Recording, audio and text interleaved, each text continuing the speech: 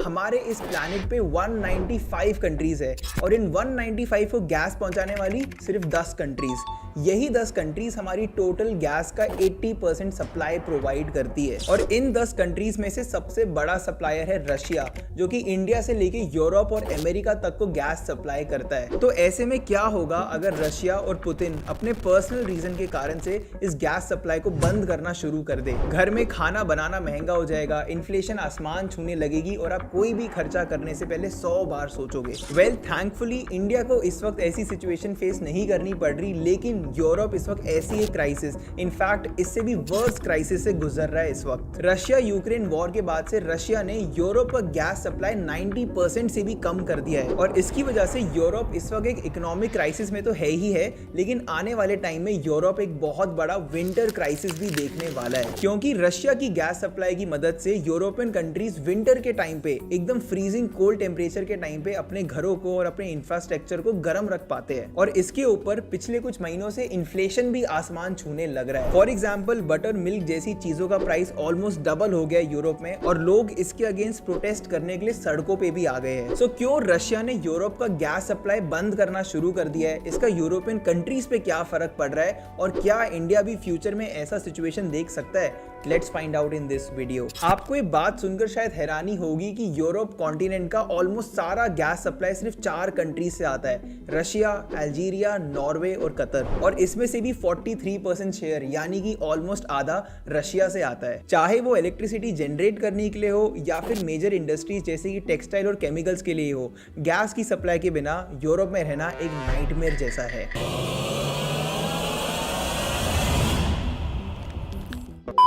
और ऐसा ही nightmare Europe को फेस करना पड़ा फरवरी 2020 में, जब रशिया और यूक्रेन की वॉर स्टार्ट हुई थी और इसके बाद अमेरिका और काफी सारी यूरोपियन कंट्रीज ने रशिया के ऊपर बहुत सारे इकोनॉमिक सैंक्शंस भी लगाए, जिसके कारण कुछ सिलेक्टेड रशियन बैंक्स जैसे कि सेंट्रल बैंक ऑफ रशिया को स्विफ्ट नेटवर्क से डिस्कनेक्ट कर दिया गया। और स्विफ्ट बेसिकली एक ऐसी ऑर्गेनाइजेशन है जो कि डिफरेंट कंट्रीज के बैंक्स के बीच बड़ी बड़ी ट्रांजैक्शंस को सेफली एग्जीक्यूट करता है। और इन्हीं सैंक्शंस के कारण रशियन सेंट्रल बैंक के $400 बिलियन जो कि फॉरेन एक्सचेंज रिजर्व की फॉर्म में वेस्टर्न कंट्रीज के पास सेफली रखे हुए थे, उनको फ्रीज कर दिया गया। और इन $400 बिलियन की सैंक्शंस की वजह से रशिया की इकोनॉमी को एक बहुत भारी नुकसान भी उठाना पड़ा, जिसके कारण उनके करेंसी रूबल की वैल्यू 40% तक गिर गई थी। और इस करेंसी डेप्रिसिएशन के पीक पे $1 की वैल्यू 139 रूबल्स थी। लेकिन रशिया ने भी इन इकोनॉमिक सैंक्शंस से अपने आप को प्रोटेक्ट करने के लिए काफी सारे स्मार्ट और स्ट्रैटेजिक डिसीजंस लिए। मार्च 2022 में व्लादिमीर पुतिन ने अनाउंस करा कि अब से सारी यूरोपियन कंट्रीज को रशिया से गैस खरीदने के लिए अमेरिकन डॉलर नहीं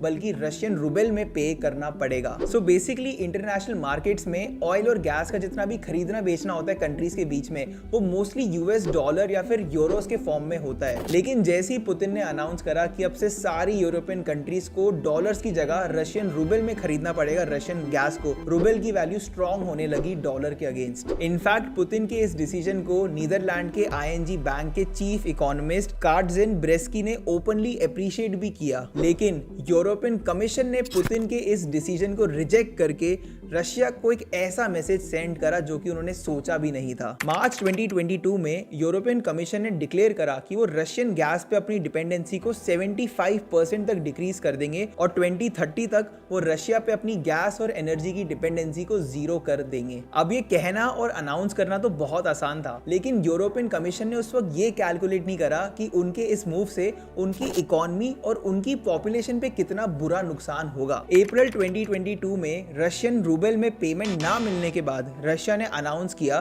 कि वो पोलैंड एंड बल्गेरिया को यामल यूरोप पाइपलाइन से गैस सप्लाई करना बंद कर देंगे और जल्द ही फिनलैंड का भी गैस सप्लाई बंद कर दिया गया, जो कि हेवीली डिपेंडेंट था रशिया पे अपनी एनर्जी और गैस के लिए। और जैसे जैसे Germany, Italy, France and UK ने भी रशियन करेंसी में पेमेंट देने से मना कर दिया, वैसे वैसे इन कंट्रीज की भी गैस सप्लाई कम होनी शुरू हो गई। और सरप्राइजिंगली ये वही कंट्रीज है जो कि रशिया पे सबसे ज्यादा डिपेंडेंट थी अपने गैस के लिए। अब ये बात जरूर है कि इस गैस सप्लाई को कम या बंद करने से रशिया को भी बहुत बड़ा नुकसान उठाना पड़ा, लेकिन इसका जितना बड़ा नुकसान यूरोपियन कंट्रीज को होने वाला था वो आने वाले महीनों में ही पता चला। जून 2022 तक शॉर्टेज ऑफ गैस सप्लाई के कारण गैस के प्राइसेस 33% से भी ज्यादा बढ़ चुके थे और हर मेजर इंडस्ट्री जो कि गैस पे हेविली डिपेंडेंट है उनके प्रोडक्ट्स के प्राइस भी बढ़ने लगे। बटर, मिल्क पाउडर, चीज, इलेक्ट्रिसिटी, बेकरी बिजनेसेस, ये सारे गैस पे बहुत ही हेविली डिपेंडेंट है और इन सब के प्राइसेस ऑलमोस्ट डबल हो गए।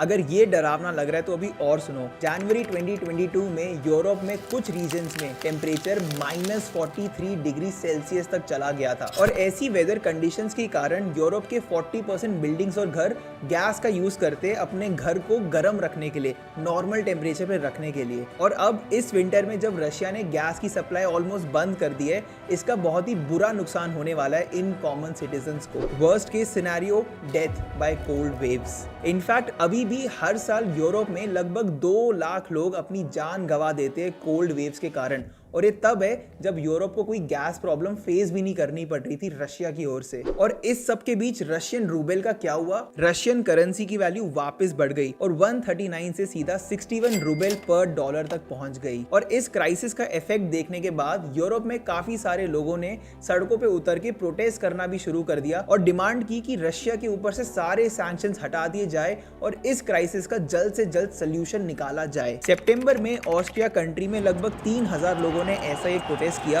और प्राग में अराउंड 70,000 लोगों ने ऐसे प्रोटेस्ट करे। लेकिन इतने सारे प्रोटेस्ट देखने के बाद भी यूरोपियन कंट्रीज रशिया से अपना कॉन्फ्लिक्ट रिजॉल्व करने की जगह अपने ही सिटीजन्स को बोल रही है कि आप कम से कम गैस कंज्यूम करो। और एक नजरिए से देखा जाए तो सिटीजन्स को कम गैस कंज्यूम करना might be a good strategy, लेकिन विंटर्स के टाइम जब टेम्परेचर -40 डिग्री सेल्सियस तक चला जाता है, उस टाइम पे कम गैस कंज्यूम करना will not be a good solution. And although European countries ने ऑल्टरनेटिव्स ढूंढने शुरू कर दिए। जर्मनी ने कतर के साथ एनर्जी सप्लाई का अरेंजमेंट करा है। यूरोपियन यूनियन ने इजिप्ट एंड इजराइल के साथ अग्रीमेंट साइन करा है। बट कुछ जर्मन साइंटिस्ट के मुताबिक 2022 से 2023 में यूरोपियन यूनियन सिर्फ 75% गैस की नीड को फुलफिल कर पाएगा।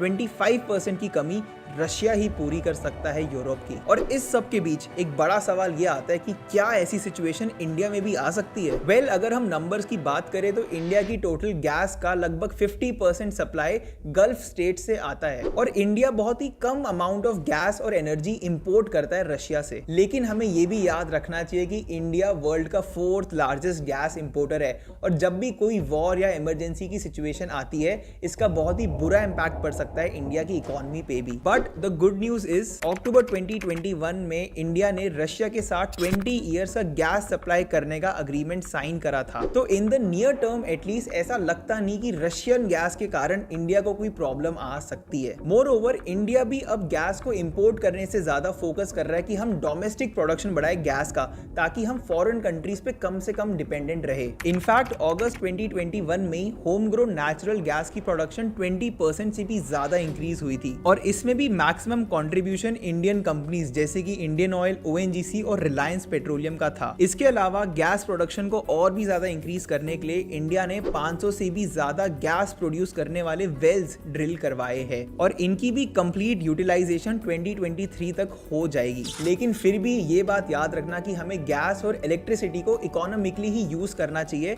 ओवर यूज नहीं करना है। और इसी के साथ हम इस वीडियो के एंड में भी आ चुके हैं। मुझे कमेंट सेक्शन में जरूर बताना कि आपको ऐसी फाइनेंस और इकोनॉमिक्स वाली वीडियोस कैसी लग रही है, आप और वीडियोस देखना चाहते हैं नहीं। और अगर आपको वीडियो पसंद आई तो इस वीडियो पे लाइक एंड इस चैनल को सब्सक्राइब करना बिल्कुल मत भूलना।